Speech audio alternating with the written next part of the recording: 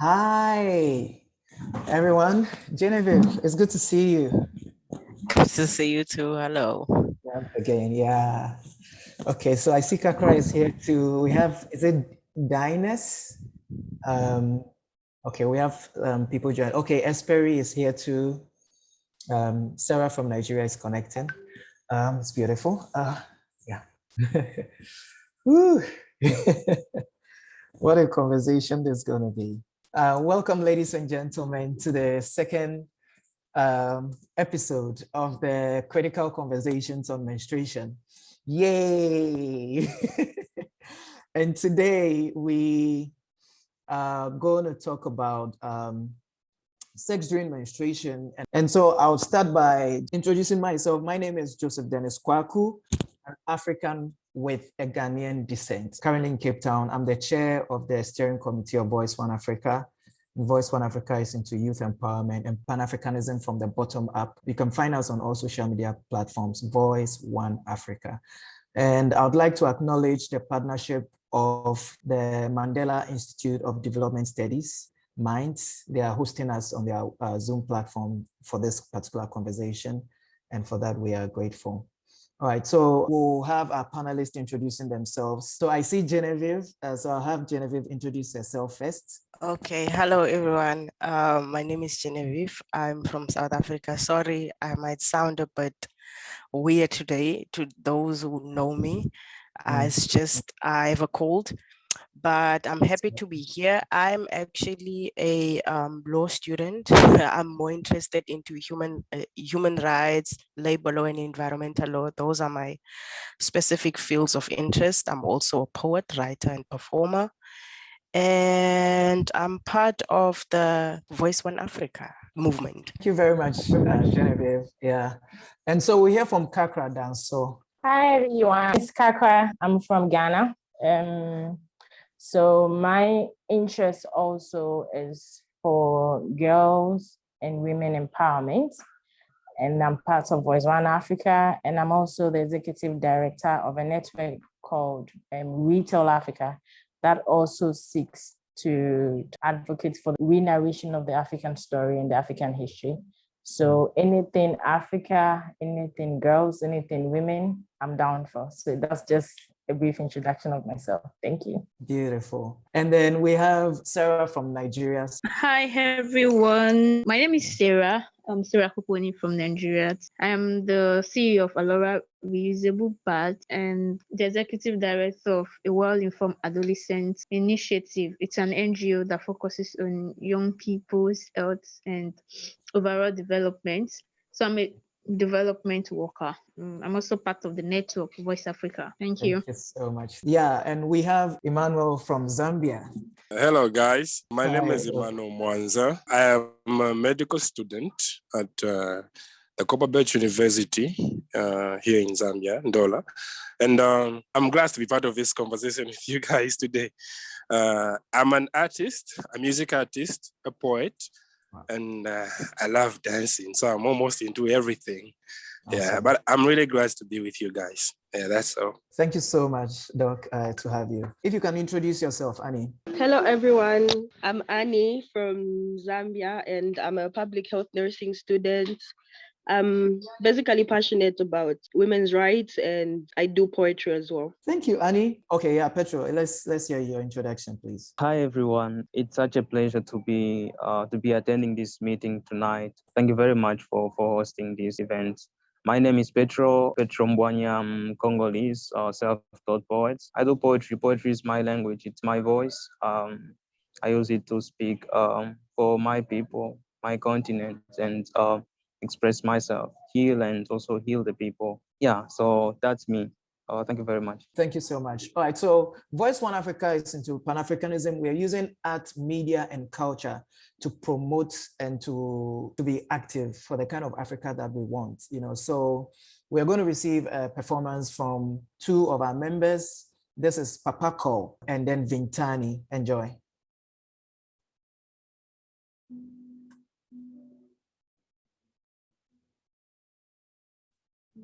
It will be hard, we know, and the road will be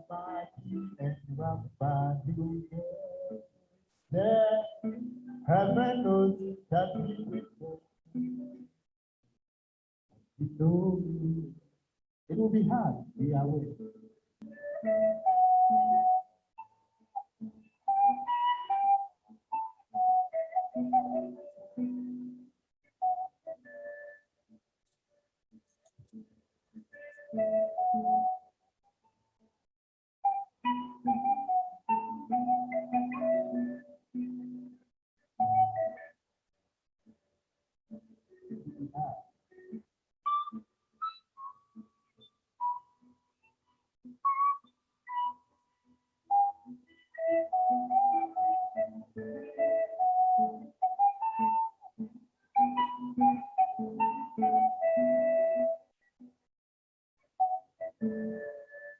And one of our local languages says what are you? And it means it also means we are going.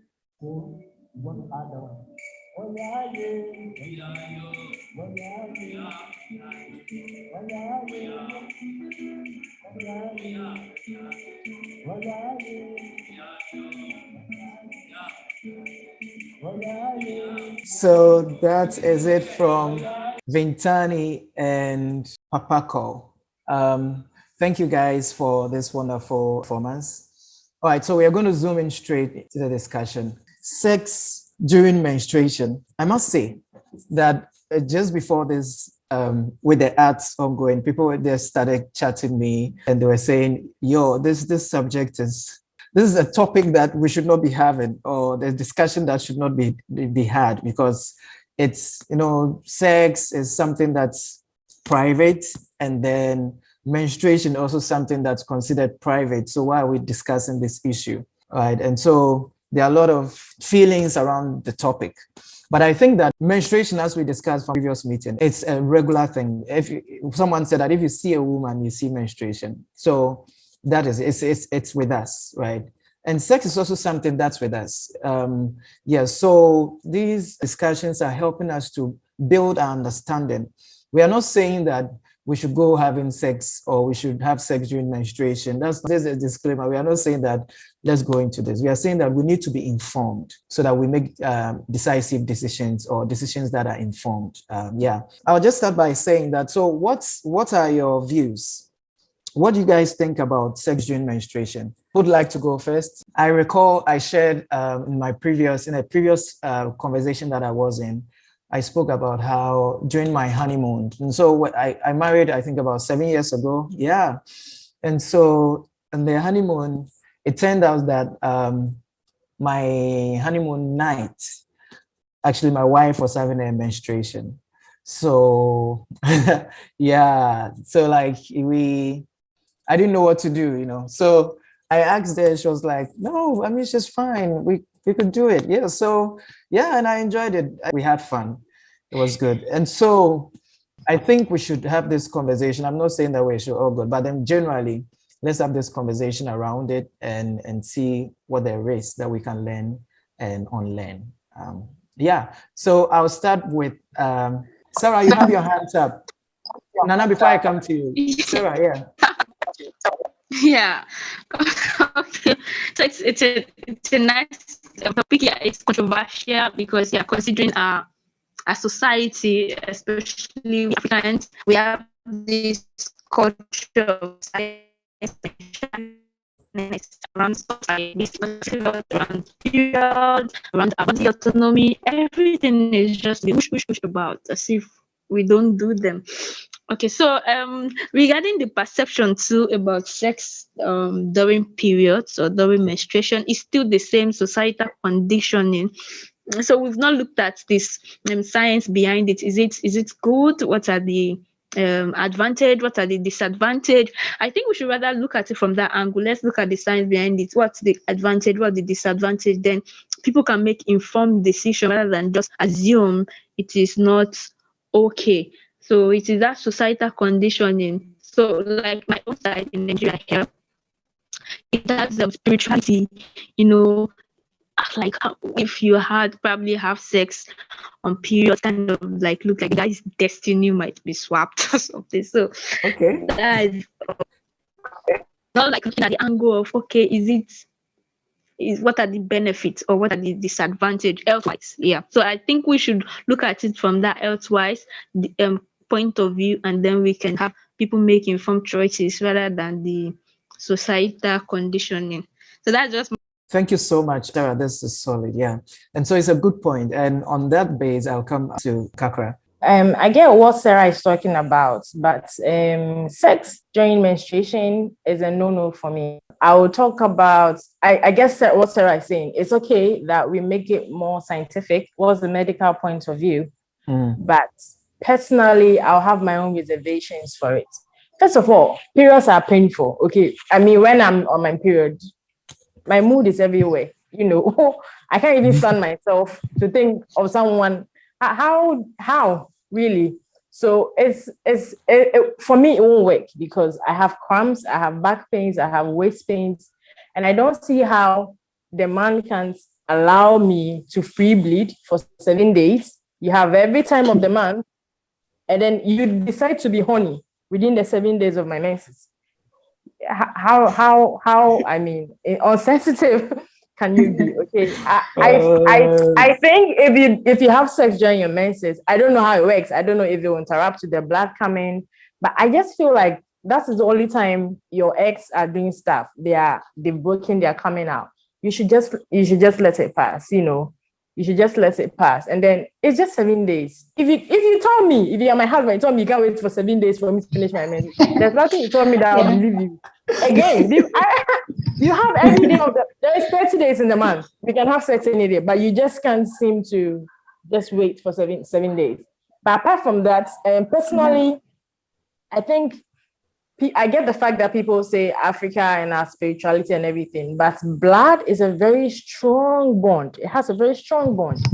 So anything we do around blood, I have my own reservations for it. So I wouldn't know.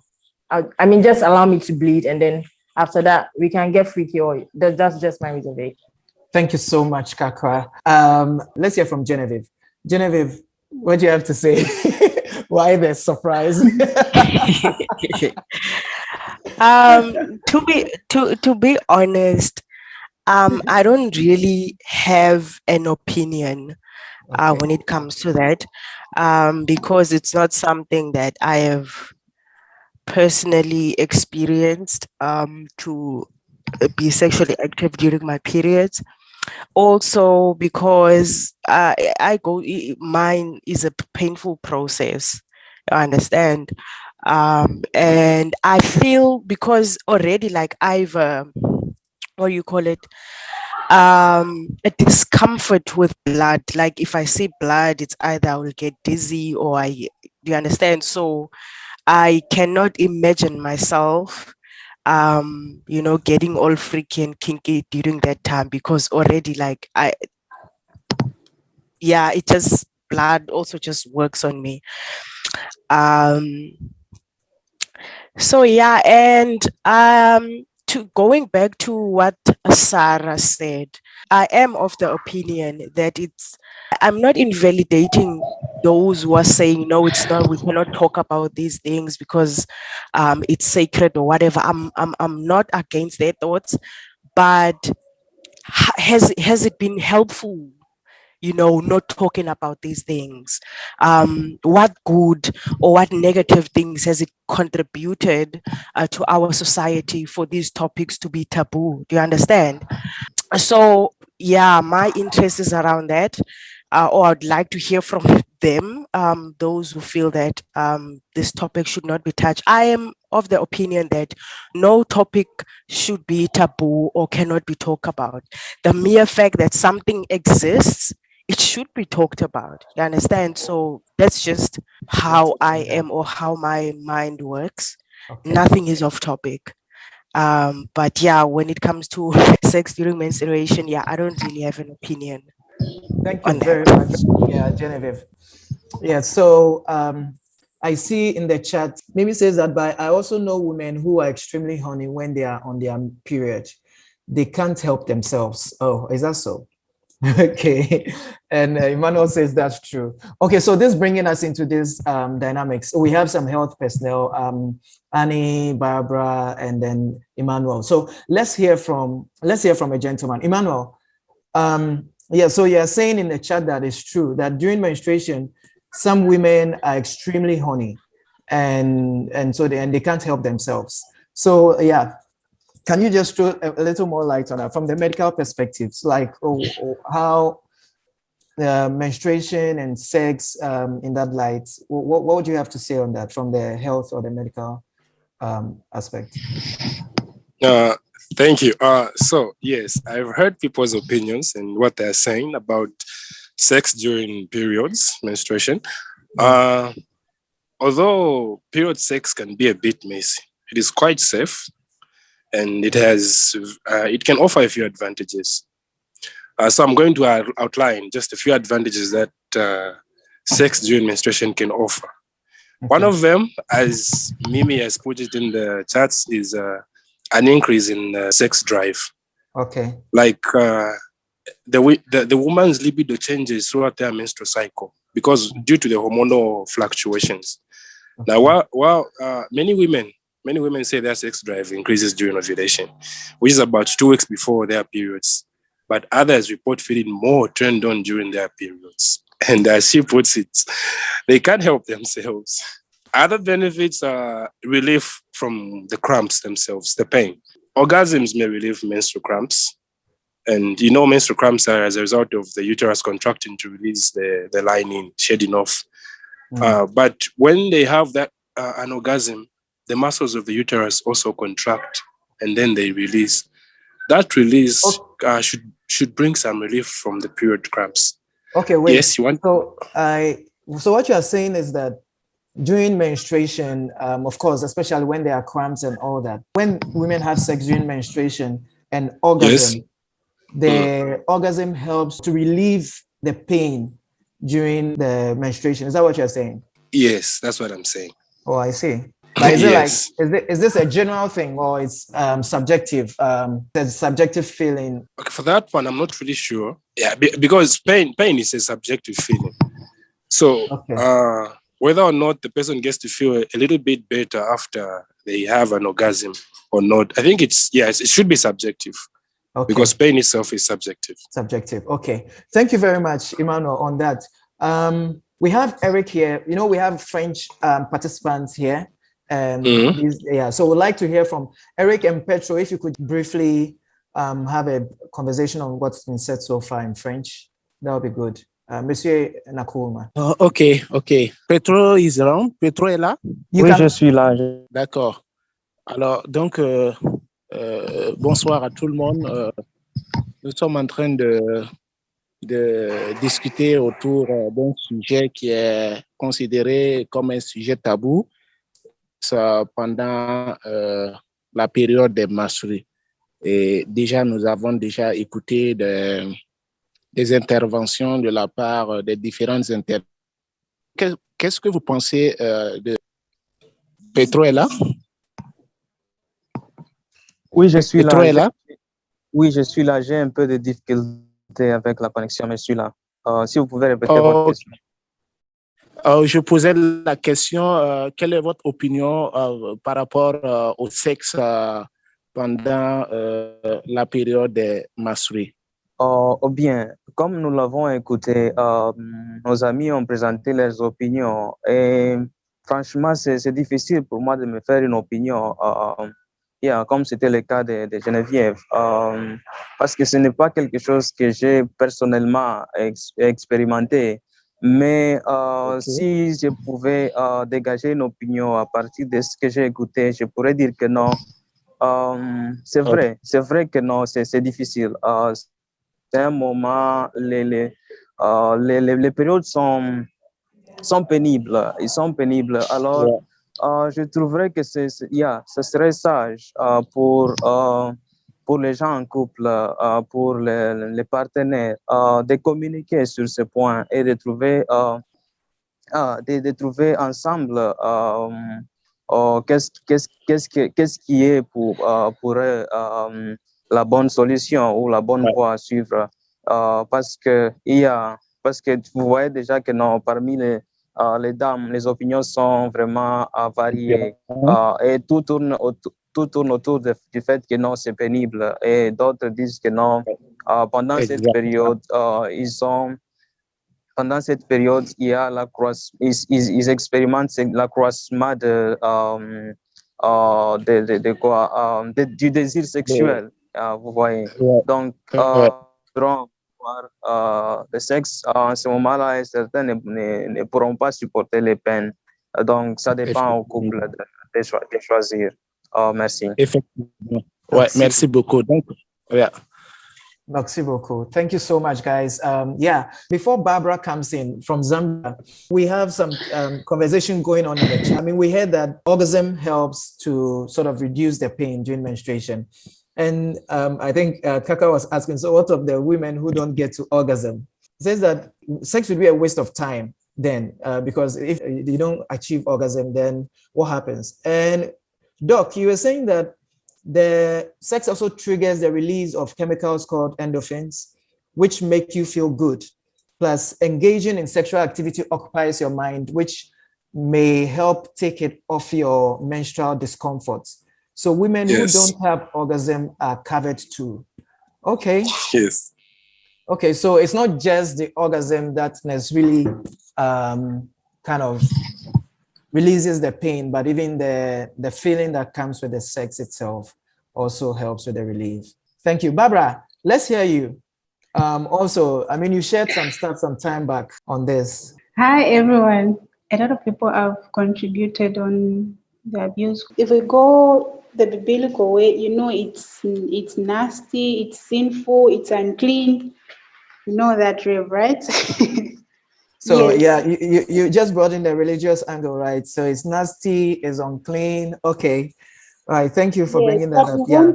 But we won't dwell so much on the biblical view of sex during menses. But basically, for me, I would say I'll say it's a no for me. But again, I'll talk on the medical point of view. I'll pick it from Dr. Emmanuel. Mm-hmm. Sex during menses has got its own advantages and it has got its own disadvantages. So maybe I can just talk a little bit on the advantages. Okay. Yes. So like he said that sex during menses relieves from menstrual cramps. You know, because sexual activity releases endorphins, like he had said, which lessen the pain. You know, sex may also help release headaches, like migraine headaches, for those people who really experiences headache. Okay. Okay. And he also said that it also occupies your mind at that period when you're having sex during menses. So that's basically a few of the advantages. Yeah. But I saw someone post about the disadvantages to say you're likely to get sexually transmitted disease, which is a yes. Yeah. Because that partner of yours is exposed to HIV, meaning you are likely to get exposed if you're not using protections, let's say a condom. You're likely to contract STIs. And if that person has got hepatitis, you are likely to contract it. Then the other thing, you know, sex during menses, it's something that both of you and your partner, I heard at the beginning you mentioned during your honeymoon, how you and your wife, you know, you have to agree with your partner. It's something that you have to talk about. If your partner is comfortable and you are also comfortable, then you can go ahead with it. You don't just decide alone, because it's something that is benefiting both of you. That's a good point about agreement, you know, consenting. Okay, good. Yeah, so from what I gather from you, of course, from the medical perspective, there are these advantages and then disadvantages as well. You mentioned some of the disadvantages. And you also spoke about the fact that even if a couple or anybody wants to engage in sex during that period, there's the need to consent. The woman should want to do this, and the man too. I see, Emmanuel, you had your hands up. I want us to add up on being exposed to diseases. Yeah. It's true. Yes, there's risk of passing on sexually transmitted infections like HIV or hepatitis. These viruses live in blood and can spread through contact with infected menstrual blood. If the blood is infected, that's when there's risk of passing these sexually transmitted infections. Otherwise, it's very much safe if your partner is okay, they're not infected with anything. It's safe. Yes. Oh, okay. Kakra, can we at least say, for the sake of the extension of this, can we at least say you should have sex, but at least you should wear a condom, because you really can't tell. Apart from sexually transmitted diseases, it's not sometimes safe for the women because during your menses, you can easily contract urinary tract infection, and that thing can mess you up like for weeks, So because then your cervix is open, you are safe, you don't have HIV and all that. But then the time of intercourse, the penis goes directly, it's facing your cervix. And then if there's any infection, so can we say, okay, because all of us are mostly freaky and we just can't wait for 7 days to pass for we to do the natural thing, because our freakiness is at the top during 7 days, which I personally do not even understand how that is even possible. Is it safe to say that, okay, do it, but use a condom? Because now we are concluding that we are doing it because it sort of helps release cramps and headaches. So it's like medicine for the woman. But can we at least stay safe whilst we do it? I want the medical people to advise. Annie, please respond to that. Yes, so I was saying the point that she raised was actually very important and very true. It's way much better to use protection if you're going to have period sex. If you and your partner agree that you're both comfortable with having period sex, then the safer option would be to use protection. Maybe do it in the shower, maybe after a shower, or select days that because as a woman, oh, on my first day, my flow is very heavy, or my middle day, my flow is less heavy, or the last day, I'm better. So it's important for you to discuss such issues and stuff like that. Yes. Yeah, these are really good points. I mean, if you want to do this, you should right after a shower or in the shower. Yeah, that's also a good point. And also with the protection, I recall that this is something that, because you never really know, so it's always best to be safe. Let's have a French conversation. So Eric and then Petro, if you could, we have people who only speak French here. So yeah, let's go. Merci beaucoup. Je pense que nous venons des interventions sur cette thématique. Donc, c'est très important de s'informer davantage pour comprendre est-ce que réellement il faudra avoir le sexe pendant le rapport et qu'est-ce qu'il faut faire. Je pense qu'il y a un intervenant même qui a essayé de dire que c'est encore plus safe, c'est encore plus avantageux d'utiliser des condoms pendant la période, pendant le sexe, pendant la période. Donc, je pense que nous tournons toujours autour de cette thématique et c'est vraiment critique et c'est vraiment important. Et il faudra vraiment que les jeunes gens d'aujourd'hui puissent être informés pour connaître les avantages, les inconvénients et pouvoir se préparer dans une vie conjugale épanouie. Donc, merci beaucoup. Thank you so much. And then let's continue. Thank you so much, Monsieur Eric. So I think the tension is and the conversation is building up, and even in the chat we see that somebody have introduced the cultural element about how, for example, in Zambia, it's perceived that if you have sex with a menstruating woman, you go impotent. That's the man, and so because of that, it's a no for him. So of course there are cultural elements and then issues to all of this, and also in terms of religion.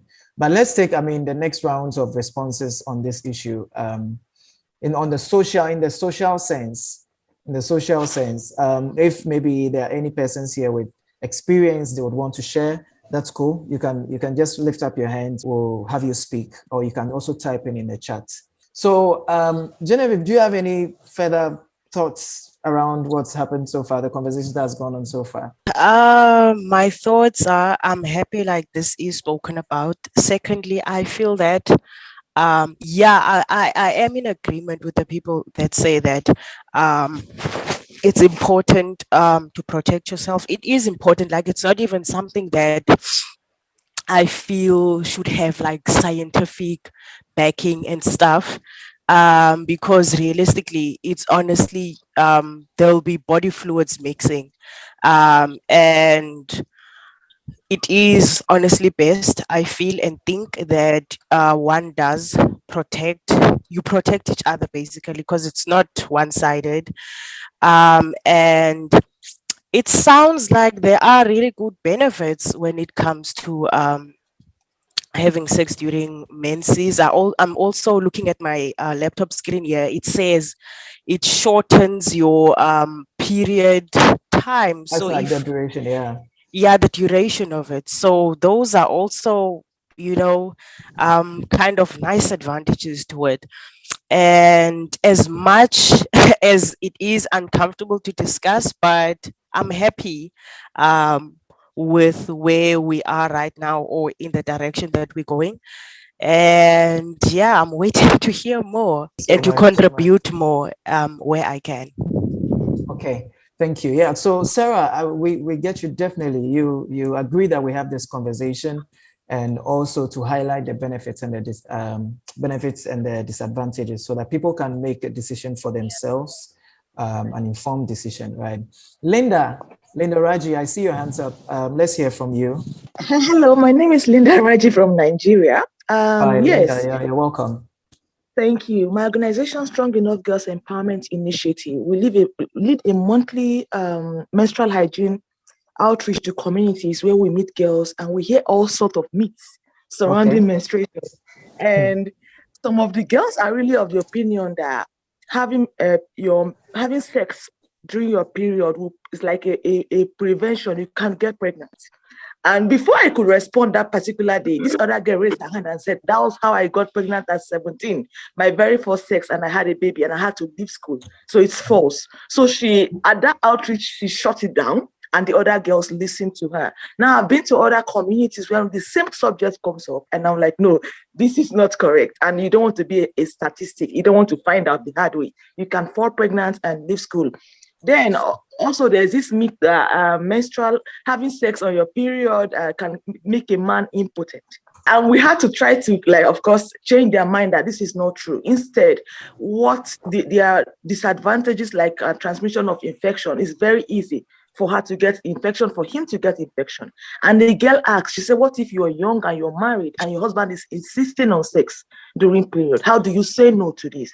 And our response that day was that there is always someone he respects. It might be a pastor's wife, it might be a pastor himself, someone you can talk to come explain to him that both of you are at risk.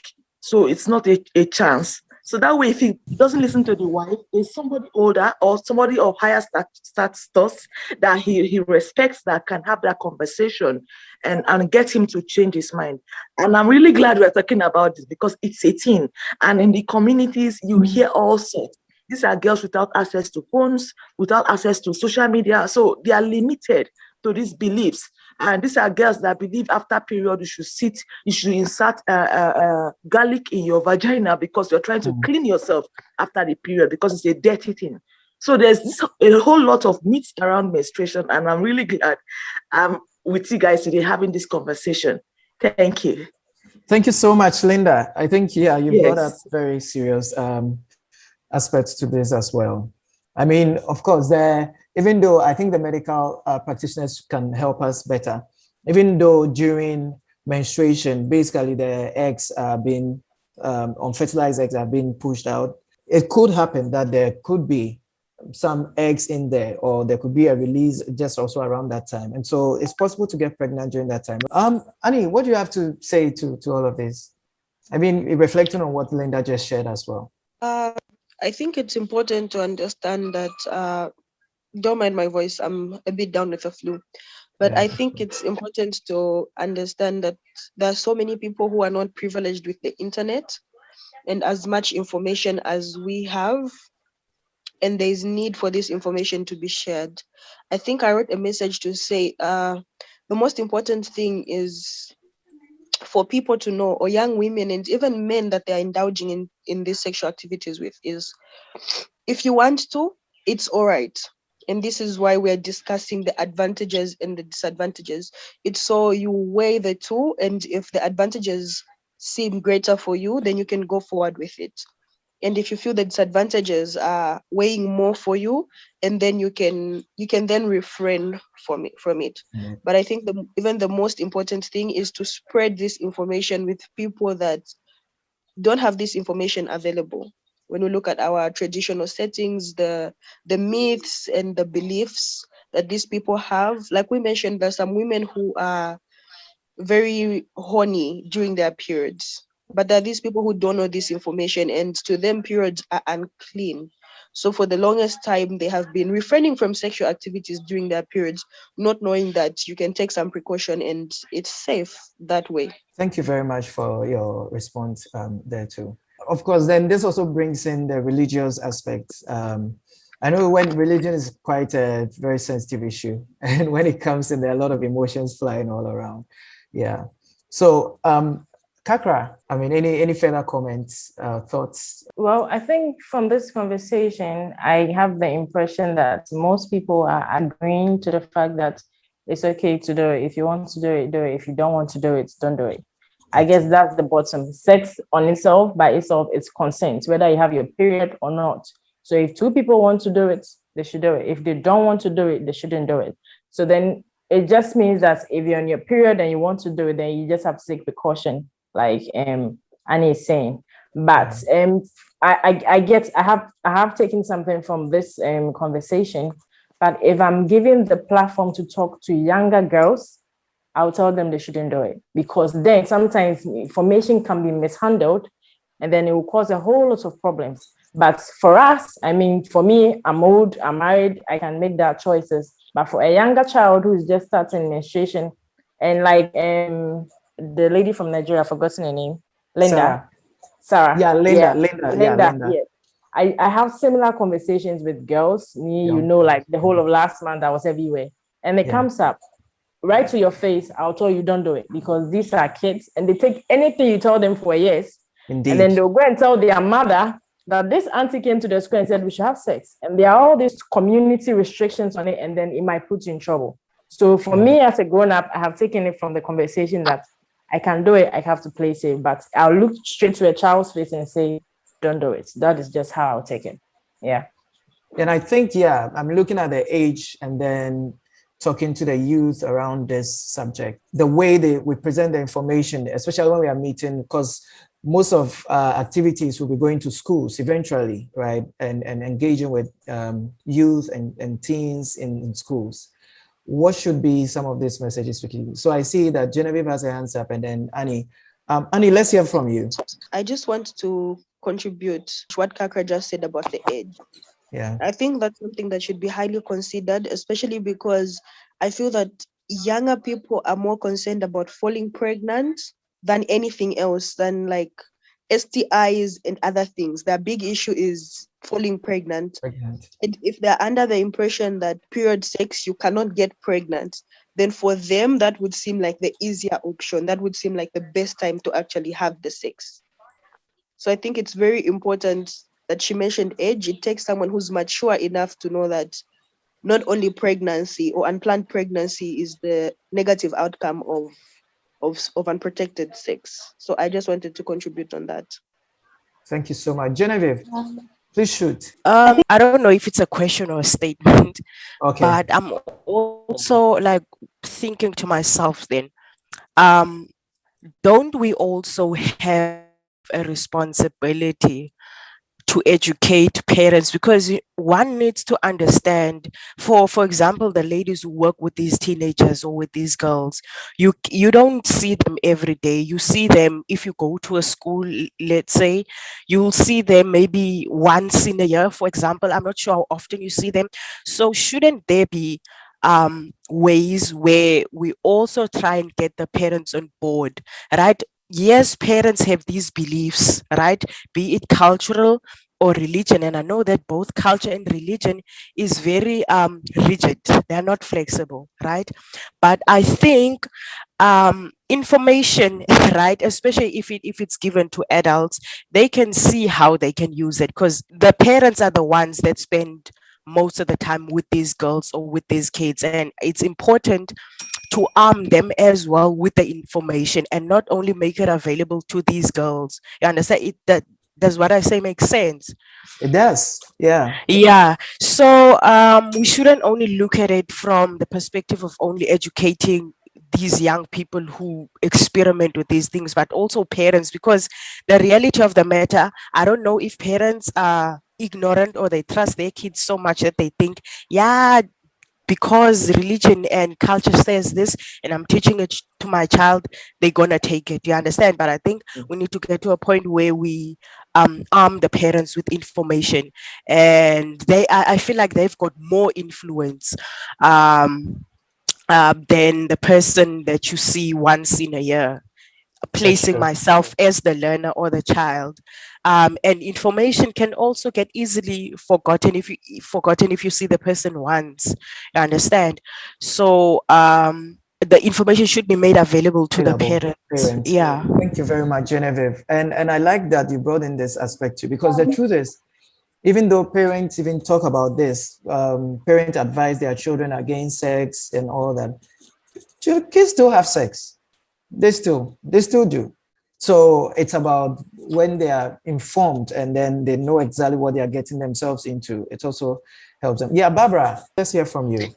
Yes, I would like to add on what Genevieve and Anne were saying concerning on information dissemination on the menses to the girls. When we talk about sex during menses, I think yes, age is very important. You know, juveniles are quite they love to experiment, you know. So when you tell them to say sex during menses, there are lower chances of getting pregnant, they'll begin to try that. So when we are talking to a young age, I think the most important information we should deliver to them is mostly we talk so much of disadvantages than the advantages, because we know if we so much dwell on the advantages, those girls will begin to experiment, and at the end of it all, you find that they get STIs, they get pregnant, and all that. So the most information that we need to disseminate, we need to look at the age. When you look at this age, this is a younger age, these are juveniles. So the most important information we should give them, we should so much dwell on the disadvantages. When you talk about disadvantages, at the back of their minds, they'll be thinking about the disadvantages, and it's because of those disadvantages that they'll fail to not to indulge into sexual activities, because they're thinking this will impose danger on my life. So we should dangers when you're talking to a younger age. If we're talking to bigger people, that's when now we can talk more of the advantages. Thank you very much, Barbara. Linda, you had your hand up. Yes, I was going to say, in a society where young people are limited because probably because of mothers or parents who have this stigma or who just shy away from talking about menstruation, is double harder for them. So now sex during menstruation is a different talk. We're still trying to tell parents it's okay to have menstrual hygiene conversation with your daughters. And now we're even talking about having sex on their period, if it's safe or not. In my own community, I'm talking about women who are rather live in denial than actually accept that their daughters are having sex. So we don't even have that conversation about sex. Ours is, how do you stay safe during your period? How do you navigate your menstruation? So it's only at our outreaches a few of the girls get to ask these questions that bother them, like, okay, is it true if you have sex on your period, you can get pregnant, the man will go impotent, and these questions. So involving the parents, in my own opinion, and coming from my own experience around here, it's hard. So the only thing we actually encourage parents to do is talk to your daughters. They want to know about period from you. It's still not fair that a girl gets traumatized because she just sees herself bleeding one day and she has no idea what's going on with her. So of course, we're taking the sensitization to schools also and encouraging the government here to teach, to include comprehensive sexuality education in the curriculum so that teachers can teach students about menstrual hygiene and not bringing the mother factor, that scary way where girls can't ask their teachers questions about menstruation because they are scared. and we take outreaches to the same school, and we're talking about menstruation, and the teachers are outside, and these same girls are excited to talk about menstruation and ask us questions. And you'll be wondering that, but it's not to see your curriculum. Why is it so hard for teachers to teach this subject? Yeah. So it's quite a lot. And yes, we are doing our best by taking outreaches there, but how many communities have we been able to reach? Just recently, May 28th, we had our menstrual hygiene, and I was able to get about 6 schools to come to a school that hosted them, and we brought 5 girls from each school with a teacher each from each school, including the school of the deaf, and they had so much questions to ask. And the funniest part was when the teachers themselves started asking questions. And it was hilarious. And I was thinking, we're supposed to know, but really they don't know. So what do we do? Where do we even start from? We're not talking about sex during period yet. In Nigeria, they don't want to hear about sex. It's that difficult here. So it's just trying to get the information across to girls and make them realize that menstruation is a normal topic and it's a normal phenomenon for a woman. It shouldn't be ashamed. There should be no stigma attached to it. Trying to build their confidence around menstrual hygiene and the whole works. So I don't know. Thank you so much. Yeah. I mean, Linda, the issues you've raised are good. They are good points. Yeah. And so, we started these conversations on the 28th. Right, and we've decided to make this conversation an ongoing one, right? So you should look at the last session's video on our YouTube channel. We spoke about quite a number of these issues, and so the conversation continues. I think the only way we can actually break the silence and also educate and sensitize the youth and even lots of people out there is by having conversations like what we are doing today. So thank you so much for your input. Sarah, I see your hand. Let's hear from you. Okay, so I just wanted to add a few things like on the audiences. So we have for those in the development space who run projects, we know that we're supposed to do age appropriate information. So there is what we call comprehensive sexuality education, right? And there is curriculum designed by UNESCO and UNFPA, which NGO uses in carrying out their teachings or their projects, basically. So there are age appropriate information, so we don't go out there and just start teaching young girls stuff. And then for the parents they hardly ever want to get involved in the conversation. It's just maybe like Raji said, is to get by teachers, which is not really, it doesn't be adopted yet, or they have something like a family health education in Nigeria, but it's not so much of it. Thank you very much, Sarah. For your input. So we captured what you said about being, age appropriate information when we are in the development space, and you mentioned something about some of the DPs also guiding us. Genevieve. I would like to comment on the part of the parents. I think maybe it's just the person I am, I don't know, but I definitely do think that there is a way we can reach out to parents, because either we can make them understand that, if you are not arming yourself with information, your kids are learning stuff outside anyway, with or without your contribution. They are learning stuff, and would you rather have control over what they're learning, or would you like the streets to teach your kids stuff? So I think that could be an angle, one of the angles that's used to get parents in. I understand that cultures, religion, and I think the different contexts that we live in may have a contribution factor to that, but I've also learned, especially with the younger mothers, right? They are more interested in learning. I can't speak for people who are maybe 50 and over, but I know that those who are in their 40s, from my observation, specifically here in South Africa, specifically in the region that I live in, that they actually want to learn these things because they want to be more hands-on in the information that their children, specifically girls, are learning and stuff. So that's just my opinion, or that's just my comment on it. Thank you, Genevieve. Annie, is there a new hand or it's the old one? Yes, I wanted to contribute on 2 things. Firstly, on the on the age appropriate information. Yeah. I feel that sometimes young people are very curious, and you may be asked questions that you didn't maybe really plan to talk about or touch, but you have to give that information.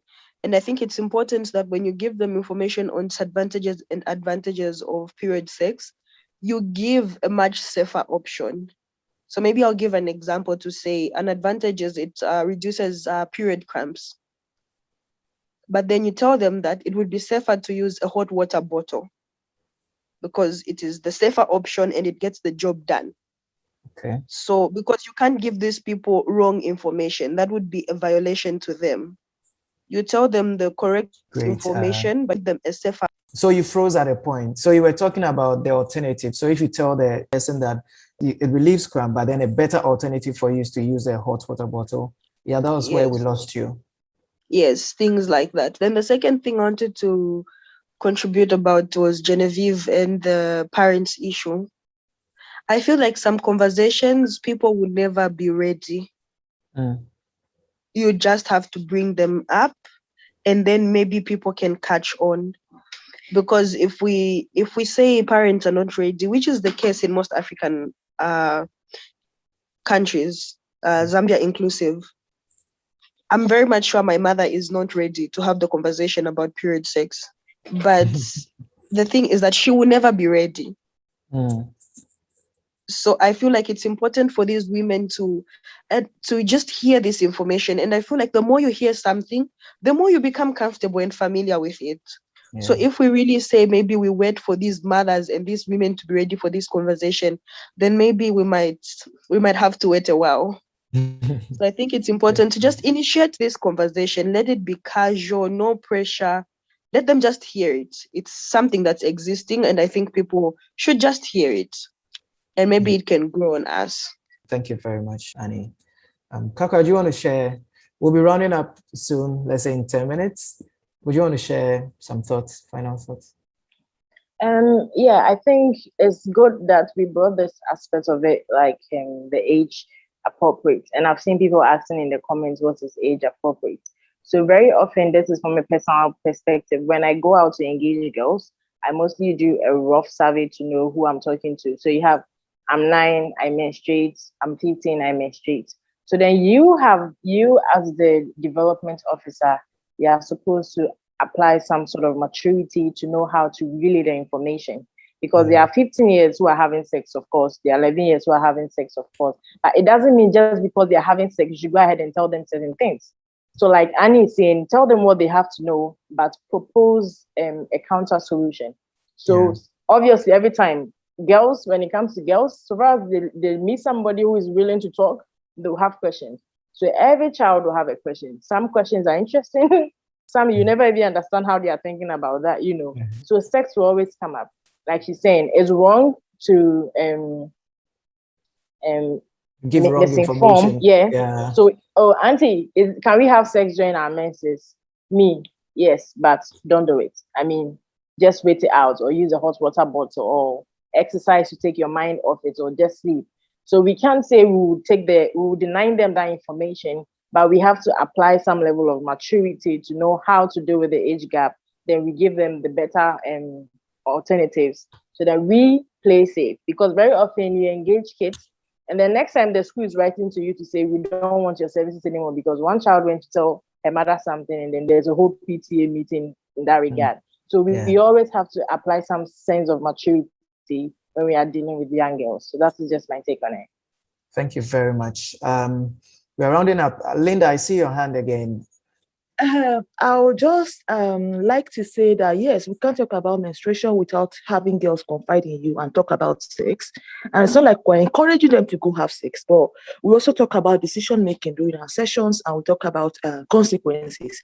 Of course, are you old enough to do this? If I'm going to do this, what are the possible consequences? Am I ready to face the consequences of my action? So we try to teach them how to be more responsible and know that there's a consequence for every action, be it good or like a negative or positive. So when they are aware of their rights, they are aware of everything around them, then they are more decisive and they are more informed. Then before they take any decision, they ask themselves, is it worth it? So we try to make them more informed about decision making and consequences. That way, they know even if we are not around, they can muse on this and also understand that at this age of your life, what is more important? Is it sex? Is it education? So we just try to weigh it, and it's like you put the cards to them, like this is everything. We are not encouraging to do this, but if you do want to do this, this is the right thing to do. But anyways, what's the hurry? There is delayed gratification anyways. And sometimes we jokingly say the boys you like when you're 16, when you're 18, you won't like that boy anymore. You're older, you're wiser. So what's the rush? And they laugh. We share best practical experiences just to get them to see that, okay, we've been there. We're not telling you boys are bad. We're only telling you for now, choose education. Not that we are forcing you, oh, you do have your rights, but remember there is a consequence for every action you take. And these are the real conversations, and I'm always happy with the response we get from them because they know we are putting it all out there for them and saying, okay, if you want to be a big girl, you want to be a grown-up, know that there are consequences. And are you old enough to face your decisions now? Your parents are working so hard. Nigeria is quite tough, for example. Your parents are working so hard to put you in school. If you get pregnant now, what do you do? How do you face them? Then listen and they say, Kai, really. Then they meet you afterwards when others are not there and they start asking you that thing you said earlier, I think is true. I will wait. What about friendship? How do we say no to pressure? This is how the conversation grows. Then they start asking you about the friend that they have that is putting them under pressure, making them want to do what they don't want to do. Then we start talking about self-esteem. So it's a whole wide conversation, but it starts from menstrual hygiene, and we bring in the other conversations around it, and we bring it to, like, it's interesting, but at the end, we're just trying to, of course, encourage girls to make better decisions and take the best decision for them, not for their friends, but for them, and be able to be responsible for whatever choice they make. Thank you so much, Linda. I mean, we all hear, as this conversation goes on, we keep hearing girls, girls, girls, girls, girls. And we need to bring in the boys into the picture. We need to bring in the boys into the picture. How do you think high school or teenage boys will handle this subject? I don't know. Unfortunately, we don't have any teenage boy here, but those of you who've been going to schools, I can assure you, they don't. They shy away. They shy away from it. Let me tell you about the most embarrassing thing that happened to me sometime last month. So then the whole menstrual week, I'm moving around school to school, and this one smart boy tricks me. And he tells me, you're always talking to the girls, you not talk to the boys. I said, okay. I told the headmistress, I'd like to meet the boys from primary 6 to J3. So you separated them? Of course. Okay. Because I figured if the girls and the boys are together, the girls won't feel free to ask questions. Okay. And then the boys will laugh at the girls if they ask any sensitive questions. So I am entering the school, and then I hear, there's a woman comes talk to us about menses. I'm talking 300 boys. I'm not exaggerating. And boys are a bit rough, so they have all these questions. Hey, so if you're your menses, what happens to your breasts? I'm teaching them premenstrual syndrome. What happens to your breasts and all that?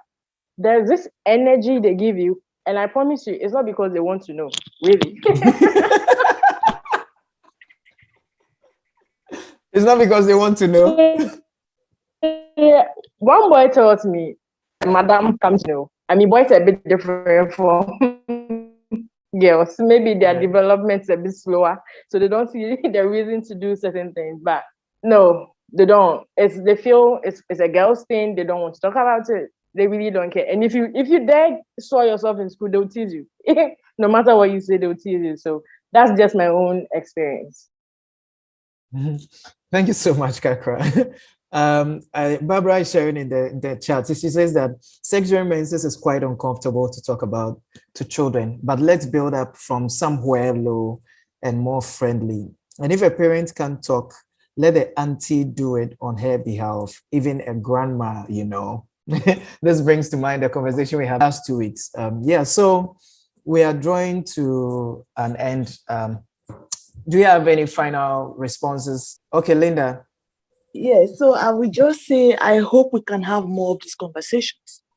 Definitely, this conversation is ongoing. It's a running conversation. Yeah, this is the second of many. Yeah, Bright. Okay. Yes, I want to know what the ladies' consensus is on the issue. I mean, is that something they mind? Sex during menstruation? Is it something that disturbs? Is it something that's an absolute no? I'd just like to know that, really. To some of the ladies, they said no. Yes, I just wanted to respond to Bright personally. I have never tried it. I am open to trying it. I feel that it's also important to have, for the male to also be comfortable with it, because we're just assuming that the males are horny and they're okay with having period sex. But the males also have to be comfortable because they're not the ones bleeding and they're not used to seeing bloods coming out of the vagina. So I feel like I would want to try it out of curiosity, but as long as my sexual partner is also comfortable with it. Just to answer Bright. Thank you. Bright, so you okay now? Thank you so much, Annie. That was very useful. You wish you were in Zambia, right? I wish she was my girlfriend. Thank you very much, Bright.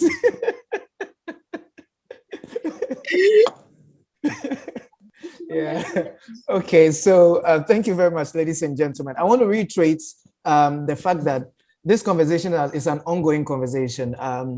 We are going to have the next conversation in 2 weeks. Voice1Africa, our numbers and our email in the chat. Send us a WhatsApp or an email. If you want to be part of this conversation, you want to be part of Voice1Africa. Thank you very much. So Voice1Africa, as I've already indicated, is a Pan-African organization. We are committed to youth empowerment. We are committed to a strong, united, and a progressive Africa. We are doing this from the bottom up, connecting the youth of Africa from all our different countries, background, religion, socioeconomic, political, and all that. So we are doing this together, and we discuss several issues. Menstruation is not the only thing we're talking about. We're talking economics, we're talking religion, we're talking politics, we're talking business, commerce, and all that. So this is just one aspect of it. We're talking arts and media and all that. So yeah, so you're welcome to be part of us. You find us on all the social media platforms. Closing remarks, and then we're out of here. So let's start with Genevieve. Sounds like I'm always the target. Yeah, we are in the same country, so. Okay, my closing remarks. I feel like this is progressive. I'm all for moving forward and breaking boundaries. And I feel like this is one of the most, like, where I felt in the middle. I'm not necessarily uncomfortable, but I'm also not comfortable. I'm in the middle. And I feel that it's been great. We should not stop this. This should not only end here by us having a conversation like this, but we should find ways where it kind of goes out to the communities. Do you understand? So I'm definitely looking forward to the next one. And it has been a fruitful discussion. I'm really happy. Before we go on, Eric Nakuma, monsieur, please, French. Ok, à tous de ce débat. Et ce qui est à noter, c'est que ce débat nous a permis vraiment d'avoir plus de connaissances sur la thématique, sur le sexe pendant les règles. Et ça nous a donné plus d'informations. Et comme nous le disons toujours, c'est une conversation, une discussion qui est continue, qui sera continue. Donc, merci à tous ceux qui ont attendu, qui ont participé. Vraiment, nous sommes contents. Nous sommes vraiment contents. Thank you so much. And I think you have the floor now. Thank you very much, Eric. So, Annie, your final remarks. I feel like today's conversation has been more progressive than the first time that we had, which is understandable because it was our first time. It was much better coordinated. And I'm very happy, actually, because I feel like more people got to express themselves a lot. And as always, the French, we enjoy it, even though we can't understand it.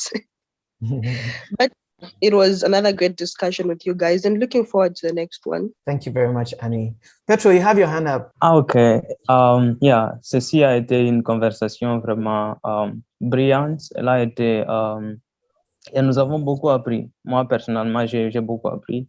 Et j'ai aimé le fait que nous ne sommes pas restés sur superficielle. Nous sommes allés en profondeur et les scientifiques ont partagé leurs idées et tout le monde a parlé. Ça, c'est encourageant. Et j'ai aussi aimé le fait que j'ai été en mesure de connecter ce que nous avons discuté avec la réalité de la vie en société, la vie des filles en société, et aussi comment ceci entre en connexion avec nos valeurs. J'ai aimé le fait que non, il y a des personnes qui se tiennent encore sur nos valeurs, bien que il y a les tabous qui viennent avec tout ça et des stigmas et tout ça. Mais en gros, je comprends que non, il y a ce sens-là de sagesse. Quand j'ai entendu Linda dire que non, nous devons réguler les informations que nous partageons avec les jeunes filles, voir à quel âge adresser un certain message, un certain contenu. En tout cas, j'ai aimé ça. Il y a encore de la sagesse et ça, ce sont nos valeurs. Nous devons les garder, nous devons les respecter. Merci beaucoup. C'est tout ce que j'avais à dire.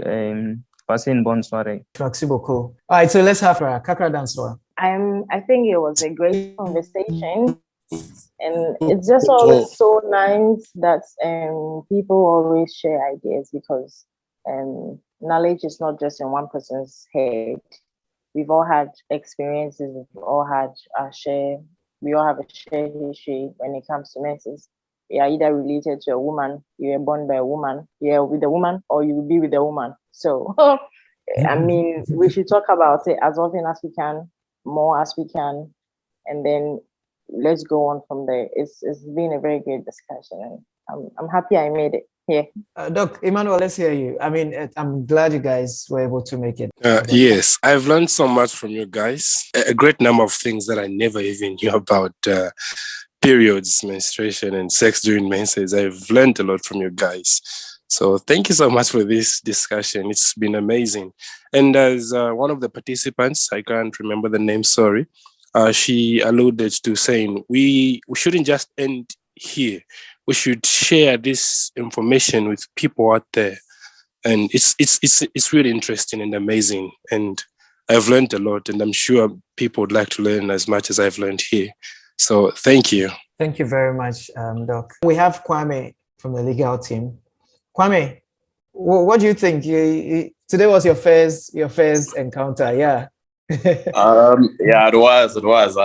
Hi everyone. I'm actually glad I made it. I found out at the very last minute, so I joined halfway. But this has been a very useful discussion. I learned so much because, to me, sex during menstruation just was never a thing. I always, as far as I'm aware, like every woman's uncomfortable with it, but it was quite interesting to hear different perspectives as well, and just from a very educational perspective. So yeah, it's certainly quite mind-opening, and yeah, I'm looking forward to the next one. And yeah, thanks to the panel for speaking so frankly. Yeah, thanks. Thank you, Kwame. What did Kakra say? Now that's a fine Ghana man. Okay, so on that note, I would like to thank you all for being present and for this wonderful uninhibited discussion. And I think, yeah, this is going to take us far. We should just keep bringing these issues up and digesting them. Thank you so much. Wait, sorry. Please, Kwame. Yeah. Please put your number in the chat. A lot of things will happen to you. Your life will change drastically. We'll take this privately, Kakra. Thank you. We will. Do you know what? So somebody has sent me a message that I should link him up with some of the ladies, and I'm like, maybe some people came before some people. Please, some people came before some people. Okay, so be careful. If you want to link up, please join Voice1Africa. Everybody is in Voice1Africa, so just link up in Voice1Africa. Thank you very much. So on this note, I'd like to say, yeah, Barbara, let's hear your final remarks. I'd like to thank everyone. I really learned a lot, and I love the fact that we were able to highlight the disadvantages and the advantages of menses during period. This is where one gets to choose. You know, you're free to choose. A free molecule, you can choose either sex during menses or no sex during menses. And it's also it has also opened our minds to sharing such things. You know, they are quite uncomfortable, but they really help people in so many ways. So we should just not limit this information on this platform, but we should go viral. You know, we should be sharing in our homes, in our schools, wherever we go, so that it becomes comfortable for each one of us and everyone to talk about such issues. Yes. Thank you very much. Mimi wants to talk. She indicated in the chat. Mimi, let's hear you. Hello. Hi, Mimi. I just wanted to say hi to Kwame, that's all. And to say a very great discussion. Genevieve, Annie, Barbara, Kakra. This chat has been I interesting. learned a lot, and yeah, it's been good. And hope to join the next meeting. But a very big hi to Kwame. That's what I wanted to say. Thank you very much, guys. So I'd just like to say I'm excited to see men joining the conversations about menstrual hygiene or menstruation, generally speaking. I think that's a plus, and that shows us there's hope. It used to be only females only conversation, and now hearing and listening to men champion it, it's actually a change, and I'm happy about that. And hopefully we can get more men to also join the conversation and stop the stigma against menstruation. Yeah, thank you very much. And now, Chioma, I see your hands up. Guys, Okay, it's good to listen to our everyone. participants, right? So please, let's give them a, yeah, Hi, Chioma, please go. everybody. Hi, Chioma. So this is like actually my very first time ever. I didn't even know something like this existed. I just heard about it in a group, and I actually joined very late. But just the topic just got me really interested because it's not something that people discuss very often. I mean, I've had other topics being discussed, say menstrual hygiene and all that, but sex during menses is not something that, I mean, it takes balls to really discuss something like this. And then I just kept listening to the comments and the contributions and all that. And really, some very mind-blowing suggestions, a lot of things to learn from. I actually learned a lot this night. And I just want to say I'm really glad I didn't miss out on it. I joined late, but then it shows that I would love to part of the future discussions and other things like that. So I just wanted to say hi to everybody, introduce myself, and to say I really enjoyed the session and I learned a lot. Thank you so much, Chioma. Yeah, thank you. Chioma, we have details there, so you can, in the chat, so you can quickly copy it. Anyone who wants to be part of Voice1Africa, be part of this conversation, copy this and then get in touch with us so that you can be part in the subsequent ones. Okay, so we are closing now. Thank you very much to the Mandela Institute for Development Studies, Mind Africa, for hosting this conversation with us, and also for all you guys from different places and different backgrounds and wonderful expositions that you've all given. Au very much. And I'd like to say bye-bye and over. Bye.